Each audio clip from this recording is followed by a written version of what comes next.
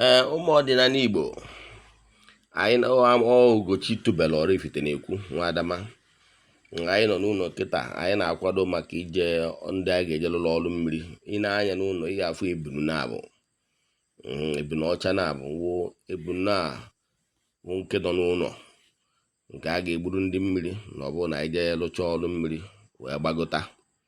Ndị obere na-abụ ịfụrụ bụ ndị a ga-eji wee gbada na mmiri, a ga-enye the in-house. Ndị obere na-abụ bụ ndị a ga-eji mkpi na ewu, maka na ọ nwoke na nwaanyị ka anyị na-alụ onye bụ ọlụ. Ịghọtara ya? Ọ nwoke na nwaanyị ka anyị na-alụ onye bụ ọlụ. Mmadụ na-abụ ka anyị ga-alụ ọrụ mmiri. Mmadụ ịtọ ile ọma ka anyị ga-ekpere ha. Ị ga-afụ ihe dị iche. Ị na-anya na baafụ ndị a, ị ga-afụ ndị nwere obere ọkụkọ ọcha na ya. Ndị a bụ ndị a ga-ekpere ile ọma.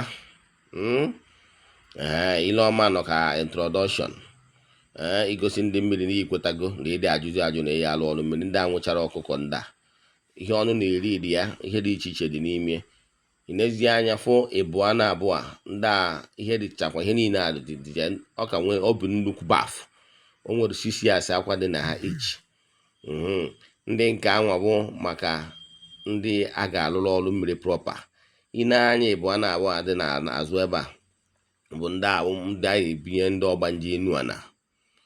Ịbụọ na abụọ ahụ ọ ndị alụrụ ọrụ mmiri proper ka a na-alụrụ, na ịbụọ na abụọ dị n'azụ ọ ndị alụrụ ọrụ mmiri proper ka a na-awụ esetụrụcha ndị mmiri eji setụrụ ndị ọgbanje enu ana. Mana ndị ekpere ile ọma na mmiri ada esetụrụ ndị ọgbanje enu ana, maka na ọjọọ ile ọma ka ekpeelụ ha. Mana ụbọchị anyị alụzi ọrụ mmiri, isetụcha ndị ọgbanje mmiri ebe setụrụ ndị ọgbanje enu ana. Anyị na-achọkwa ka egosi ụnụ ya bụ ewu na ebunu ọ n'akụkụ mmiri ka anyị nọ. Ọ na mmiri a na-akpọ eze na-ebi okwu. Eze na-ebi okwu dị n'Oraifite. And ewu na mkpi anwa anyị gosiri ụnụ n'ụlọ ọnya dị ebe a. Ọ nwoke na nwaanyị ka anyị na-alụ ọnya ka anyị ji uzu ewu na mkpi. Anyị echedakwa efere na-agba adị n'azụ nke a ga-ebinye ndị ọgbanje enu ana, maka mmadụ na-agba alụrụ ọrụ. Ịfụrụ ndị a abada sisi ya zitere enu nke ha otu nnukwu bafụ ndị a ga-alụ ọrụ mmiri proper. Anyị abatago na mmiri eze na-ebi okwu. Mmiri zoro last night, ọnya ka ndị mmiri ji wee gbalụọ. Mana o nwere ihe o mere.